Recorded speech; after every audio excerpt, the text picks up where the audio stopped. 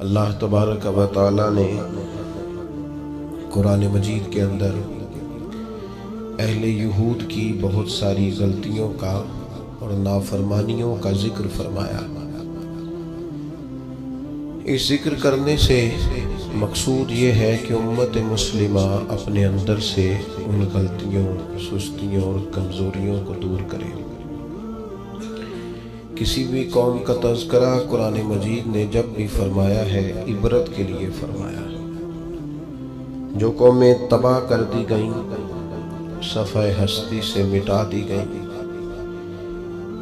कौन से जराइम थे, कौन सी उनकी खताएं थीं, क्या सबब बना जिसकी वजह से उन्हें इतने सख्त किस्म की सज़ाओं का सामना करना पड़ा, और नतीजतन उन लोगों का नामो निशान और उनकी बस्तियां तक सफ़ाए दहर से ख़त्म हो गई। हमें उन चीज़ों को अपने अंदर से दूर करना है और अपने से उन चीज़ों को हमेशा दूर ही रखना है।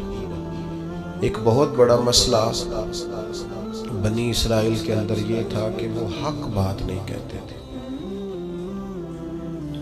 होता ये है कि जब इंसान हक बात बयान करता है तो कुछ लोग उसके मुखालिफ हो जाते हैं। आप किसी शख्स के साथ उतनी देर तक पूरी मोहब्बत रख पाते हैं जब आप उसकी हर बात में उसकी तायीद करते हैं। जहां आप किसी को रोकते हैं, मना करते हैं, इजहार हक करते हैं, वहां वो शख्स मुखालफत शुरू कर देता है।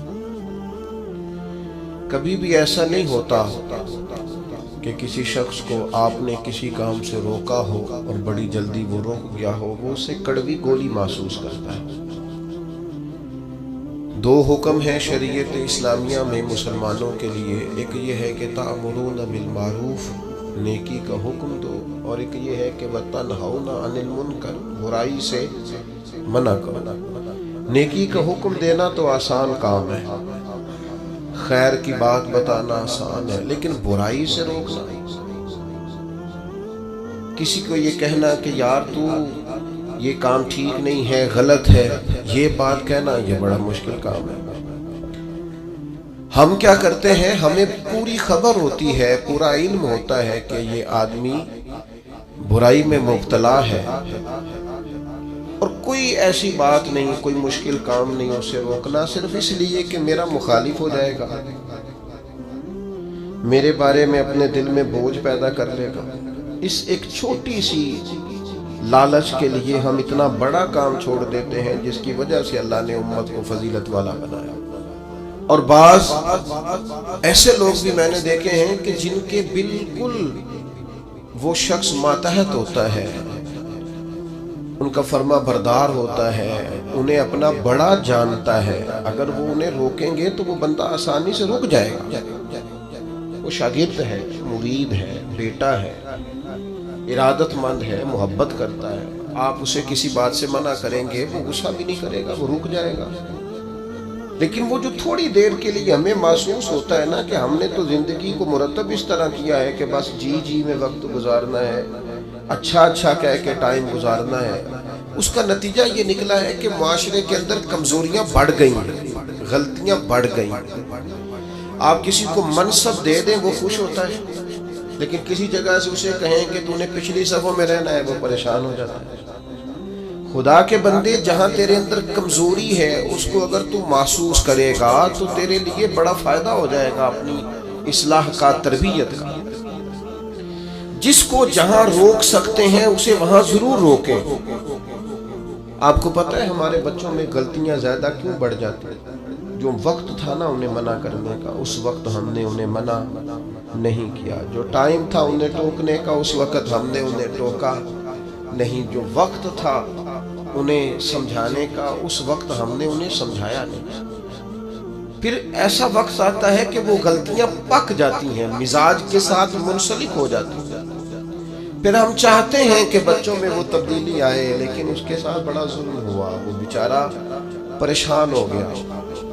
आप कोई जुमला गलत पका लेते हैं ना, पढ़ते पढ़ते तो पक जाता है। ठीक कराना भी चाहे बाद में तो एक वक्त आता है वो ठीक नहीं होता, लेकिन अगर वक्त पे उसे ठीक कर दिया जाता तो वो ठीक रहता। اپنوں کے ساتھ پیار کریں، اپنوں کے ساتھ محبت کریں، اپنوں کے ساتھ آپ کا رشتہ خلوص والا ہو۔ آپ دیکھیں وہ کہاں غلطی کر رہے ہیں، وقت پر ان کا ہاتھ پکڑیں۔ فصل کے ساتھ جڑی بوٹی اگ گئے تو میرے بھائی جڑی بوٹی کاٹنا بھی لاڈ ہی ہوتا ہے، وہ بھی فصل کے ساتھ پیار ہی ہوتا ہے۔ بچوں میں، شاگردوں میں، مریدوں میں، بھائیوں میں، دوستوں میں غلطیاں آ جائیں تو ان غلطیوں کو دور کرنا یہ محبت ہے۔ آپ اپنے دوستوں کو منع کریں گے تھوڑی دیر کے لیے، یہی ہے نا کہ وہ آپ کو کہیں گے کہ یار جا تو اپنا کام کر، تو یہ تانا آپ نے کس کے لیے سہا؟ تھوڑی دیر کے لیے وہ آپ کو برا ہی کہیں گے، تو یہ آپ نے جو اپنے اوپر اس شخص کی طرف سے آپ نے تھوڑی دیر کے لیے شدت برداشت کی، تو کس کے لیے برداشت کی؟ آپ خیر کی بات کہیں، آپ اچھائی کا جملہ کہیں، آپ لوگوں کو برائی سے منع کریں۔ آپ کہیں ان سے کہ یہاں شہید ہو گئے حضرت سعید ابن مسیب جیسے لوگ، لیکن حجاج ظالم تھا تو انہوں نے ظالم کہا۔ بڑی مار کھائی امام احمد بن حنبل نے، ان کا پورا کرتا اور ان کا پورا لباس اور تہمت خون سے سارا بھر گیا، لیکن انہوں نے بادشاہ وقت کو کہا جو تو کہہ رہا ہے وہ ٹھیک نہیں ہے، تو غلط کہہ رہا ہے۔ جنازے نکلے علماء اور محدثین کے جیلوں سے، لیکن انہوں نے کہا حق حق ہی ہوتا ہے، خیر خیر ہی ہوتی ہے۔ ہم بات ہی نہیں کرتے، ہم اپنوں کو منع ہی نہیں کرتے، ہم لاڈ میں، پیار میں، محبت میں تباہی کرتے جاتے ہیں اپنوں کی۔ جہاں کسی میں کمزوری دیکھیں، ہاں سمجھائیں پیار کے ساتھ، قائل محبت کے ساتھ ہے، لہجہ مصلحانہ ہو، تنقید برائے تنقید نہ ہو، لیکن حق بات کریں۔ بنی اسرائیل کا جرم کیا ہے؟ ان کا جرم یہ ہے کہ اللہ تعالیٰ انہیں فرماتا ہے وَلَا تَلْبِسُوا الْحَقَّ بِالْبَاطِلِ،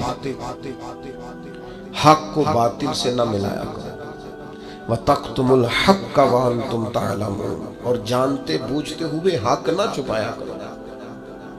نہ باطل کو حق سے ملاؤ، نہ حق کو چھپاؤ۔ وَأَنْتُمْ تَعْلَمُونَ، تمہیں پتہ ہے، تم جانتے ہو۔ میرے نبی پاک صلی اللہ تعالیٰ علیہ وآلہ وسلم نے ارشاد فرمایا جب کسی سے کوئی بات پوچھی گئی اور وہ بات جانتا تھا، اسے علم تھا، وہ گواہی اس کے پاس موجود تھی، وہ شہادت اس کے پاس تھی، اس سے پوچھا گیا لیکن اس بندے نے چھپائی۔ یہ سنن ابو داؤد میں حدیث ہے۔ اللہ کے محبوب فرماتے ہیں قیامت کے دن اس بندے کے منہ میں اللہ آگ کی لگام ڈال دے گا۔ لو اب تیرے منہ میں لگام ڈال دی اور وہ بھی آگ کی، اب نہ بولنا، کیونکہ جب حق بولنے کا ٹائم تھا تب تو نہیں بولا، جب تیری ضرورت تھی، جب تیرے کہنے سے مظلوم بچ سکتے تھے، جب تیرے بات کرنے سے ظالم پکڑے جا سکتے تھے، جب تیرے دو جملے کہنے سے کسی شخص کی زندگی بھر کی جمع پونجی بچ سکتی تھی، تو بولا نہیں، تو آج تو میدان محشر میں آیا ہے۔ تو میرے محبوب کہتے ہیں، حضور فرماتے ہیں رب اس کے منہ میں آگ کی لگام ڈالے۔ اقبال کہنے لگے اپنے بھی خفا مجھ سے ہے اور بیگانے بھی ناخوش، کیوں؟ میں کہتا ہوں وہی بات سمجھتا ہوں جسے حق۔ یہ میری مجبوری ہے کہ میں نے ہمیشہ حق کہا ہے، تو اپنے بھی خفا مجھ سے ہے اور بیگانے بھی ناخوش۔ سب جگہ پہ میں ملامتی ہوں، ہر شخص میرے بارے میں رائے دیتا ہے کہ بڑا سخت گیر آدمی ہے، بڑے مزاج کے اندر شدت پائی جاتی ہے، کیوں؟ کہ کہتا ہوں وہی بات سمجھتا ہوں جسے حق۔ گروہ بنے ہوئے ہیں، گروہ بندیاں ہو گئی، کلمہ حق کہیں۔ یہودیوں نے جرم کیا کیا؟ انہیں پتا تھا کہ نبی پاک اللہ کے رسول ہیں، اور کتنا پتا تھا؟ اللہ قرآن مجید میں ارشاد فرماتے ہیں یعرفونہ کما یعرفون ابناءہم، محبوب یہ آپ کو اس طرح جانتے ہیں جس طرح بندہ اپنے بیٹے کو پہچانتا ہے۔ یہ جو اہل کتاب ہے نا، یعرفونہ کما یعرفون ابناءہم، آپ کو اس طرح پہچانتے ہیں جس طرح بیٹوں کو پہچانتے۔ تو رات کے اندر انہوں نے آپ کی ساری خبریں پڑھ لی ہیں، ایک ایک نشانی جانتے۔ حضرت عبداللہ ابن سلام فرماتے ہیں اللہ کا قرآن اتنا سچا ہے، میں نے تورات پڑھی ہوئی ہے، میں مسلمان ہوا ہوں، میں تمہیں قسم اٹھا کے کہتا ہوں کہ جس طرح میں اپنے بیٹے کو پہچانتا ہوں نا، اس سے بڑھ کر مجھے تورات نے بتایا ہے کہ رسول رحمت اللہ کے سچے رسول ہیں۔ لیکن نہیں ماننا تو نہیں ماننا، اڑ جانا ہے تو اڑ جانا ہے۔ گروہ پرست ہو جاتے ہیں لوگ، حق پرست نہیں ہوتے۔ پارٹی کو سپورٹ کرتے ہیں، حق کو سپورٹ نہیں کرتے۔ اپنے گروپ کے حمایتی ہیں، حق کے حمایتی، برادری کے حمایتی ہیں، پر حق کے حمایتی نہیں ہیں۔ اپنی تنظیم کے، جماعت کے، اپنے آپ کے حمایتی ہیں، حق کے حمایتی۔ بندہ مومن گروہ پرست نہیں ہوتا، بندہ مومن حق پرست ہوتا ہے۔ وہ دیکھتا ہے حق کدھر ہے، وہ حق پرست۔ چھوڑ دیں یار، تھوڑی سی زندگی ہے، گروہ پرستی نہ کریں، اپنے آپ کے ساتھ جھوٹ نہ بولیں، اپنے آپ کو دھوکہ نہ دیں، لوگوں کی گڈ بک میں آنے کا شوق چھوڑ دیں، رب کی بارگاہ کے اندر، اپنے ضمیر کی عدالت کے اندر اپنے آپ کو رکھیں۔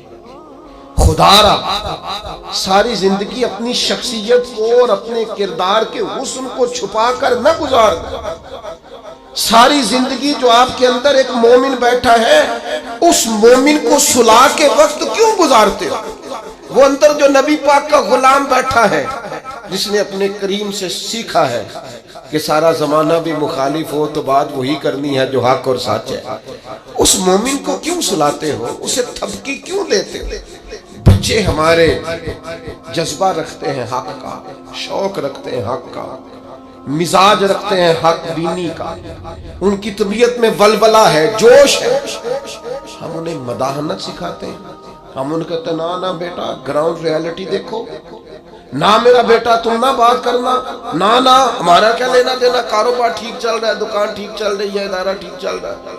خبردار، اس کا نقصان یہ ہوا ہے کہ ظلم اور جبر کے ڈیرے عام ہیں۔ جب آپ کو حق سمجھ میں آ جائے پھر دیر نہ کرنا، ورنہ دیر ہو جائے گی، پھر دیر نہ کرنا، پھر اندھیرا ہو جائے گا، پھر دیر نہ کرنا۔ اگر حق کو حق نہ مانو گے، نہ کہو گے، تو پھر اچانک باطل کو ہی لوگ حق سمجھنے لگ جائیں گے۔ پھر تم محسوس کرو گے کہ بہت سارے لوگ ایسے ہوں گے جو اندھیرے میں اٹھیں گے، اندھیرے میں چلیں گے، اندھیرے میں گر جائیں گے، اور اندھیرے میں کوئی ان کا ہاتھ پکڑنے والا نہیں ہوگا۔ اب تو جھوٹ اتنا بولا جاتا ہے کہ لوگ سچ بولنے والے کو اجنبی سمجھتے ہیں۔ اب تو ریاکاری اتنی کی جاتی ہے کہ اخلاص والا بندہ انوکھا محسوس ہوتا ہے۔ اب تو دھوکہ اتنا عام ہے کہ خالص چیز بیچ دی جائے تو لوگوں کے لیے ہضم کرنا مشکل ہو جاتا ہے۔ خدا را بندہ مومن کی یہ شان نہیں ہے۔ ہم، آپ نے ناراض نہیں ہونا، لوگ فتویٰ لینے آتے ہیں، فیصلہ کرانے آتے ہیں، لیکن وہ یہ نہیں کہتے کہ جو میرٹ ہے وہ کر دیں۔ وہ کہتے ہیں جو میں آپ کو کہہ رہا ہوں نا وہ ٹھیک ہے۔ وہ مسئلہ پوچھنے آتے ہیں تو کہتے ہیں جی وہ جگہ اس طرح ہو جائے تو پھر دین یہ بھی تو کہتا ہے نا، پھر اس طرح ہو جائے تو اسلام کا یہ حکم بھی تو ہے نا، اسلام یہ والے حقوق بھی تو بیان کرتا ہے نا۔ تو اب اس نے یہ کہا تھا تو میں جواب میں یوں نہ کرتا، اس نے پھر یہ بات کی تھی تو میرا یہ نہیں بنتا تھا۔ تو میں بہت سارے دوستوں سے خوش طبعی کرتا ہوں، میں کہتا ہوں پھر آپ لکھ دیں بھلا میں نے کیا کہنا ہے، آپ مجھے لکھ کے دے دیں، میں وہ بول دیتا ہوں، اس لیے کہ ساری بات کا تو آپ کو پتہ ہے، آپ تو سب علم رکھتے ہیں، اور آپ تو مجھے اپنی مطلب رائے اس طرح سے دے رہے ہیں کہ جس طرح میں وہی کہہ دوں جو آپ، تو پھر آپ کو آنا ہی نہیں چاہیے تھا، گھر میں فیصلہ کر لیتے۔ خدا کے بندے اپنے آپ پر فیصلے نہ کرو، اپنے آپ کو قانون کے حوالے کرو، پروٹوکول سے نکل آؤ۔ میں اور آپ اس رسول کے ماننے والے ہیں جس کریم محبوب نے وصال ظاہری سے پہلے منبر پر بیٹھ کر صحابہ سے کہا تھا میرا ارادہ ہو گیا ہے لوٹ جانے کا، میری طرف سے کسی کو تکلیف پہنچی ہو تو میں حاضر ہوں۔ آنا ذرا ایک ایک کر کے ہم بھی 2 منٹ کے لیے بہو سے پوچھ نہ لیں، داماد سے پوچھ نہ لیں، جس بیوی نے ساری زندگی کوڑے کے نیچے وقت گزارا ہے اس سے پوچھ نہ لیں کہ تو میری طرف سے راضی ہے کہ ناراض۔ پڑوسیوں سے 1-2 دفعہ بات کر نہ لیں۔ ایک صحابی اگر میدان بدر کے اندر عرض کرتے ہیں کہ یا رسول اللہ آپ نے صفیں سیدھی کراتے وقت مجھے تیر چبھویا ہے، حضور تو معصوم عن الخطا، محبوب کے لیے تو یہ تصور کرنا جرم ہے لیکن ہماری تعلیم کے لیے وہ صحابی کیا کہتے ہیں؟ حضور مجھے تیر چبھویا ہے، تو محبوب کیا فرماتے ہیں؟ مجھے استثناء حاصل ہے، وزیر اعظم پر، گورنر صاحب پر اور صدر پر پرچہ ہی نہیں ہو سکتا، میں چونکہ فلاں عہدہ رکھتا ہوں لہذا میرے ساتھ کیسے تو نے بات کر لی؟ یہ میرے رسول کا دیا ہوا طریقہ ہے۔ محبوب کریم نے گویا اپنے لفظوں میں بات کر رہا ہوں، حضور نے جو قانون بنایا تھا محبوب نے خود اپنے آپ کو اس قانون کے حوالے کیا، فرمایا آ جا میں کرتا ہٹاتا ہوں تو بدلہ لے لے، آنا آؤ نا 2 منٹ کے لیے اپنے آپ کو کٹہروں میں کھڑا کرو نا، آؤ۔ جس جگہ پہ بیٹھ کے 25-30 سال سرکاری نوکری کی ہے، آؤ نا اپنے آپ کو کٹہرے میں کھڑا کرو، اپنی عدالت میں اپنے آپ کو پیش کرو۔ نوکری کی ہے کہ تعلقات نبھائے، سرکاری نوکری کی ہے کہ افسروں کو راضی کیا۔ آؤ نا جن کو منصب ملے ہیں، منصب جن کو عہدے ملے ہیں، جن کو بڑا کچھ ملا ہے، وہ تھوڑی دیر کے لیے آئے نا اپنے آپ کو کٹہروں میں کھڑا کر، وہ پیر صاحب، وہ مولوی صاحب جن کے لوگوں نے ہاتھ بھی چومے اور ان کے پیروں میں نذرانے بھی ڈالے، اور گھنٹوں لوگوں نے سڑکوں پہ پھول لے کے جن کا استقبال بھی کیا، اور جن کے بچوں کو بھی لوگوں نے سلوٹ کیا کہ یہ شیخ کی اولاد ہے، وہ آئے نا کبھی کٹہرے میں کھڑے ہو کے بتائے نا جس دین نے انہیں اتنا دیا ہے انہوں نے اس دین کو کیا دیا ہے۔ وہ اپنی عدالت میں خود پیش ہوں، وہ بتائیں کہ تم بتاؤ نا، تمہارے ارد گرد والے بہت سارے لوگ وہ بھی ہیں جو چھابڑی لے کے سودا بیچنے جاتے ہیں، تمہارے ساتھ اٹھنے بیٹھنے والے وہ بھی ہیں جو 30-40 ہزار کی نوکری کرتے ہیں، خس خس جنہ قدر دا میرا تے صاحب نو وڈیاں، میں تے گلیاں دا روڑا کوڑا تے محل چڑھایا سانیاں، تو دے نا جواب دے، لیکن حق بات کی ضرورت ہی نہیں، مزاج ہی نہیں، طے کر لیا ہے کہ حق نہیں کہنا، صرف گروپ بندی کرنی ہے، صرف مزاج یہ بنا لیا ہے کہ میں کسی کو ناراض نہیں کرنا چاہتا، ہو جائے ساری دنیا ناراض ہوتی ہے، بس یہ سوچ کے رات سو جانا سارے ناراض ہو جائیں تو کام چل جائے گا، کہیں اللہ رسول نہ ناراض ہو جائے، یہ سوچ کے سویا۔ ہمارا حضرت صفیہ رضی اللہ تعالی عنہ ام المومنین ہے، آپ کا چونکہ ایک یہودیوں کی فیملی سے تعلق تھا، فرماتی ہیں میرے والد اور میرے چچا مجھ سے بڑا پیار کرتے تھے، میری طرف بڑی توجہ رکھتے تھے، تو میں جس دن حضور مسجد قباء کے قریب تشریف لائے تو میرے چچا اور والد حضور سے مل کے آئے، تو ان کی کیفیت اتنی بدلی ہوئی تھی، انداز اتنا بدلا ہوا تھا کہ میں ان سے ملنے گئی تو انہوں نے توجہ ہی نہیں کی، میں دروازے تک ان کے استقبال کو گئی، انہوں نے توجہ کوئی نہیں کی، بڑے عجیب سے پریشان تھے، پانی پوچھا تو انہوں نے اس پر بھی کوئی بات نہ کی، ایک دوسرے سے وہ کلام کرنے لگے والد اور چچا، تو میرے چچا والد سے پوچھتے ہیں کہ وہ جو تورات میں ہم نے نشانیاں پڑھی تھی یہ وہی نبی ہیں؟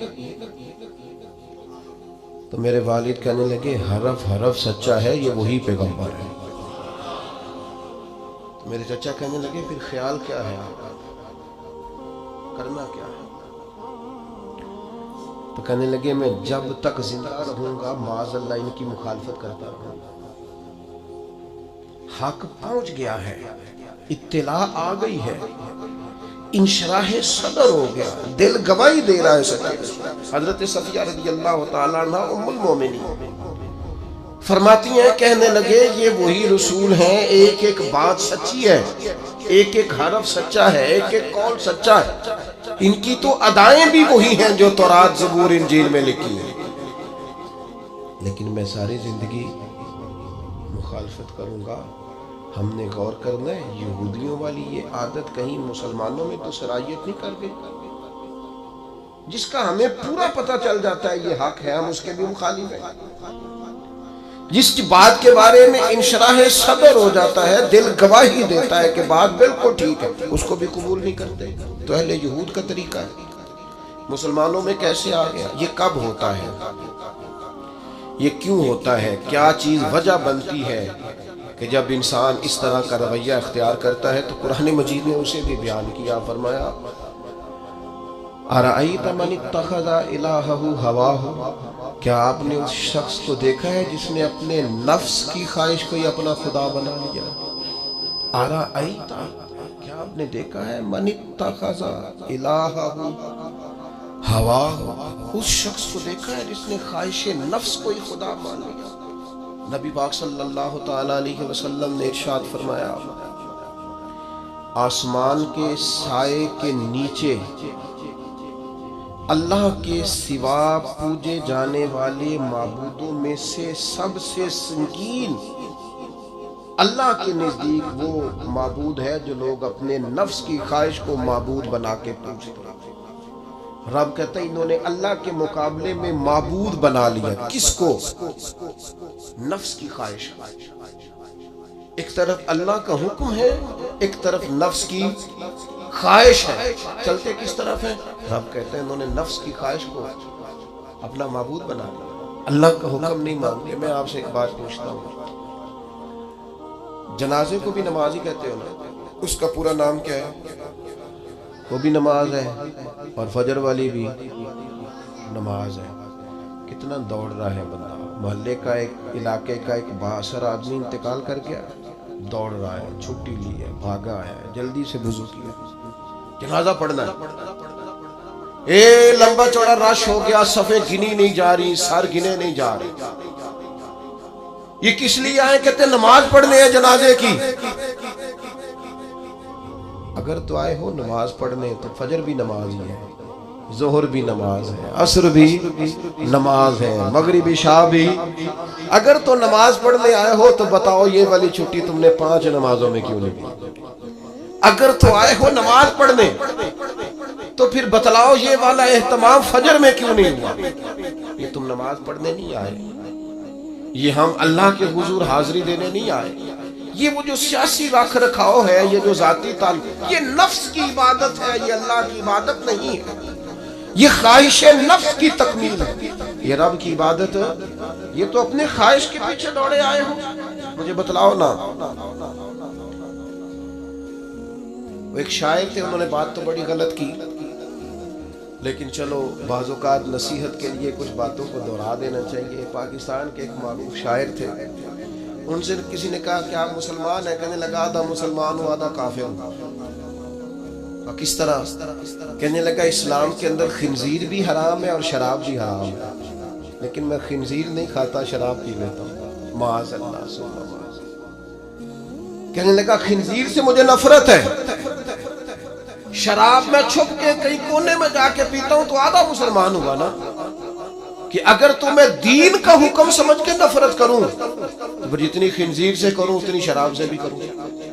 تو کسی نے اس پر تنقید کرنی چاہی تو اس نے کہا ٹھہر جا ذرا سن، جس طرح شراب حرام ہے، جس طرح جوا حرام ہے، جس طرح خنزیر حرام ہے، ملاوٹ بھی تو اسی طرح ہی حرام ہے، حرام مال بھی تو اسی طرح ہی حرام ہے۔ یہ کیسی تمہارے نفس کی خواہش ہے کہ خنزیر نہیں کھاتے؟ کہتے ہیں کہ کسی علاقے میں ایک آفیسر تھا تو وہ سب حرام مال اکٹھا کرتا تھا، تو کوئی کسی کی ضرورت ہی نہیں تھی اس سے بات کرنے کی۔ تو ایک بوڑھی اماں تھی، وہ بڑی حق بات کہنے کا مزاج رکھتی تھی، تو ان کی مرغی مر گئی، تو اس کے گلے پہ چھری چلا کے نا تو اس آفیسر کے گھر دے آئی دیسی مرغی۔ تو وہ شام کو شکریہ ادا کرنے آ گیا، کہنے لگا اماں کمال کر دیا، دیسی مرغی تو کسی کو دیتا ہی نہیں۔ کہنے لگی بیٹے نہیں، کمال والی بات نہیں، مر گئی تھی۔ تو وہ ناراض ہو گیا، کہنے لگا مر گئی تھی تو میرے گھر کیوں دے دی؟ کہنے لگی سارا محلہ جانتا ہے تو سارا حرام کھاتا ہے۔ تو میں نے کہا یہ کروڑوں حرام کھا گیا تو کوئی مشکل نہیں، تو ایک مرغی سے کیا تکلیف دے گی؟ تو وہ اللہ نے اس کے دل میں بات ڈالی، اس کو اثر ہوا، وہ رونے لگا، کہنے لگا بات تو ٹھیک کر رہی، کروڑوں روپیہ حرام کا آئے تو وہ چونکہ نفس پسند کر رہا ہے تو وہ ٹھیک ہے، اور ایک مرغی صرف چھری نہیں چل سکی مر گئی تو اس سے الٹی آ رہی ہے، کہہ رہی ہے کیا مطلب ہے اس کا؟ وہ ہمارے ایک دوست ہیں، وہ کہتے ہیں ہمارے زمانے میں لوگ اس طرح کے پرہیزگار ہیں کہ ایک شخص کو ایک نیا جوتا مل گیا کہیں گرا ہوا، اس نے اس کا مالک ڈھونڈنا شروع کیا، کسی کا نیا جوتا گر گیا سڑک پہ تو ڈھونڈتا رہا، ایک پیر تھا، ڈھونڈتا رہا وہ کس کا ہے بھائی کس کا ہے۔ تھوڑی دیر آگے جا کے اسے اس کا دوسرا پیر بھی مل گیا، پھر اس نے مالک ڈھونڈنا چھوڑ دیا۔ پہلے وہ نیک تھا کیونکہ ایک جوتا تھا نا، پہن نہیں سکتا تھا، جیسے ہی اسے اتنی تکلیف کی بات ہے امت مسلمہ، نفس کی خواہش کو خدا بنا لیا، جو تیری طبیعت میں آئے۔ ویسے ماں باپ کو تو وقت نہیں دے سکا، ویسے اگر تجھے کہا جائے کہ ماں باپ کی طرف سے کسی یتیم بچے کا خرچہ اٹھا لے، وہ تو نہیں اٹھا سکتا۔ تیرے ماں باپ چلے گئے، ان کی وجہ سے تو کسی غریب بہن بھائی سے تعاون کر تاکہ ماں باپ خوش ہو، احسان ثواب، وہ تو نہیں کر سکتا۔ دیکھیں چیلم پہ 50 پکیں گے، جو کہ پتہ چلے نا برادری کا کہ جناب نے چیلم کیا۔ یہ نفس کی خواہش کو خدا بنایا۔ سیاسی افطاریاں ہو رہی ہیں، کسی کی نیت پر شک نہیں، اچھی نیت سے لوگ افطاری کراتے ہوں گے، لیکن وہ گھروں کا بھی تو ہمیں پتہ ہے نا کہ جہاں لوگ آٹا بھی اس لیے تھوڑا پکاتے ہیں کہ کل بھی اس کی ضرورت ہے۔ وہ محلے کے گھر نظر نہیں آتے؟ افطاری کے لیے ایک سجن بلایا جو پہلے کروڑ پتی، اور بلایا کہاں سے؟ لاہور سے، اسلام آباد سے، فیصل آباد، تو جو تیرے ارد گرد تھے۔ نفس کی خواہش کو خدا بنا لیا۔ بندہ مومن کی یہ شان نہیں ہے۔ جب ہم اللہ تعالیٰ کی عبادت کریں گے، آپ کو پتہ ہے انبیاء کرام علیہ السلام کو لوگوں نے کیوں شہید کر دیا؟ انبیاء کرام کی لوگوں نے کیوں نافرمانی؟ اللہ کے رسول تو معصوم ہیں، کسی شخص سے کوئی مطالبہ نہیں کرتے۔ نبی تو خالصتاً دائی بن کر اور تڑپ لے کر اللہ کے بندوں کو رب کی طرف بلاتا ہے۔ کیوں نہیں مانی لوگوں نے بات انبیاء کی؟ حضرت لوط علیہ السلام کی بات اس لیے نہیں مانی کہ وہ ہم جنس پرستی سے، لواطت سے روکتے۔ کیوں لوگوں نے نافرمانی کی حضرت ابراہیم علیہ السلام کی کہ وہ کفر اور شرک سے روکتے؟ کیوں لوگوں نے نافرمانی کی معاذ اللہ نبی پاک علیہ السلام کی کہ حضور فرماتے تھے کوئی بڑا چھوٹا نہیں؟ کیوں سردار بنے ہوئے ہو تم؟ کیوں غریبوں کا خون چوستے ہو؟ کیوں برادری ازم کے نام پر تکبر کرتے ہو؟ لوگ نافرمان ہو گئے۔ ہم کیا کرتے ہیں؟ جیسے ہی ہمارے نفس کی خواہش کو چوٹ لگتی ہے، ہم فوری طور پر مخالف ہو جاتے ہیں۔ میں نے تو، کیونکہ چھوٹا سا میرا تجربہ ہے، بہت ساری باتیں تو میں کرنا بھی نہیں چاہتا، میں نے تو دیکھا ہے مرید، شاگرد، عقیدت مند، پیار کرنے والا، اس نے بھی ایک دائرہ بنایا ہوا ہے۔ وہ کہتا ہے کہ مجھے حکم تو دیا جائے، کسی چیز سے روکا نہ جائے۔ اگر کسی جگہ سے آپ نے کسی کو مرشد ہی مان لیا ہے تو پھر تو وہ آپ کو ایسا حکم بھی دے جو بالکل طبیعت کے خلاف ہے، تو آپ یہ سمجھیں دوائی کڑوی ہے، اس میں شفا جلدی ہوگی، لیکن اس بات کے لیے تیار نہیں ہے۔ وہ ایک مزاج ہے، ایک مرضی کی طبیعت ہے، اس کے مطابق آپ دیکھیے نا،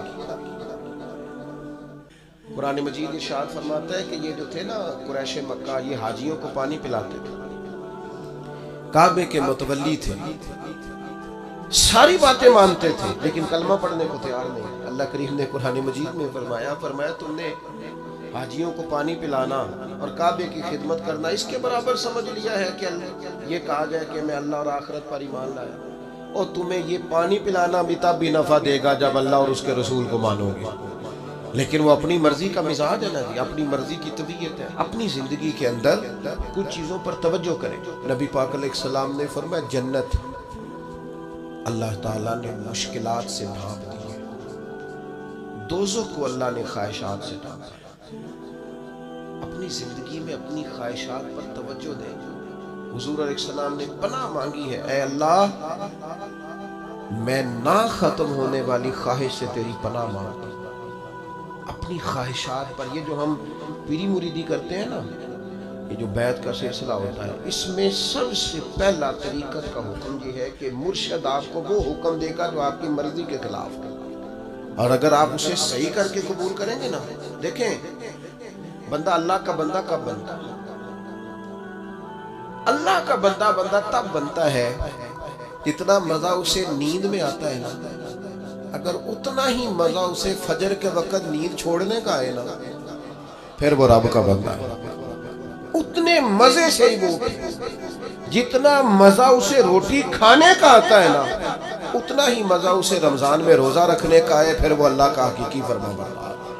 جتنا لطف اس شخص کو اللہ تبارک و تعالیٰ کی دی ہوئی نعمتوں کو استعمال کرنے کا آتا ہے نا، اتنا ہی مزہ اسے اگر اللہ کی بارگاہ میں مجاہدے کا آئے، پھر وہ رب کا بندہ ہے۔ تو اپنے مزاج کے اندر حق کہنے کا حوصلہ پیدا کریں، آپ کے دائیں بائیں جو لوگ غلطیاں کریں انہیں محبت سے سمجھانے کی کوشش کریں، اور کچھ تھوڑا سا نا نفس کی مخالفت کا، جو آپ کی طبیعت میں چاہے وہ ہو جائے تو مزہ کیا رہا۔ ایک بات آپ نے آج کے جمعے سے بطور سبق لے کے جانی ہے، نفس کی تھوڑی مخالفت کریں، چھوڑ دیں اندر باہر لڑنا، اپنے آپ سے لڑنا شروع کریں، اپنے آپ سے تھوڑا سا جہاد شروع کریں۔ ہمارا سب سے زیادہ مسئلہ اپنے ساتھ، ہمیں کسی نے پریشان نہیں کیا، صرف ہماری اپنی خواہشات نے پریشان کیا۔ آپ خواہشات سے تھوڑا سا لڑیں، ایک ایک دو دو کر کے خواہشات کو چھوڑیں، آپ خود محسوس کریں کہ زندگی حسین ہو گئی ہے۔ میرے ایک سنگی ہیں، کوئی اختلاف ہو گیا ان کا گھر کے اندر، تو میں نے بلایا، میں نے کہا کیا ہوا ہے؟ تو انہیں پہلے سٹے آکھیا، انہوں نے کہا حضور ساری غلطی میری ہے، بڑی کوشش کرنا پر میرا اپنے آپ تے کنٹرول، میرا دل خوش ہو گیا، ورنہ آج کل ساری غلطی میری ہے، یہ تے سوال ہی نہیں نہ پیدا ہوتا، میں تے غلطی کرا، یہ کتے لکھے میں ہی تے نہیں کرتا، باقی ساری دنیا کر دی۔ یہ چھوڑ دیں، یہ بہت بڑی بات ہے کہ انسان تھوڑا سا دو قدم پیچھے ہٹ کے کہ نہیں، غلطی تو ساری ڈھونڈتا پھرتا ہوں، اے اقبال میں اپنے آپ کو ڈھونڈتا پھرتا ہوں، اے اقبال اپنے ڈھونڈتا پھرتا ہوں، اے اقبال اپنے آپ کو، آپ ہی گویا مسافر، آپ ہی منزل ہوں میں، وما علینا الا البلاغ۔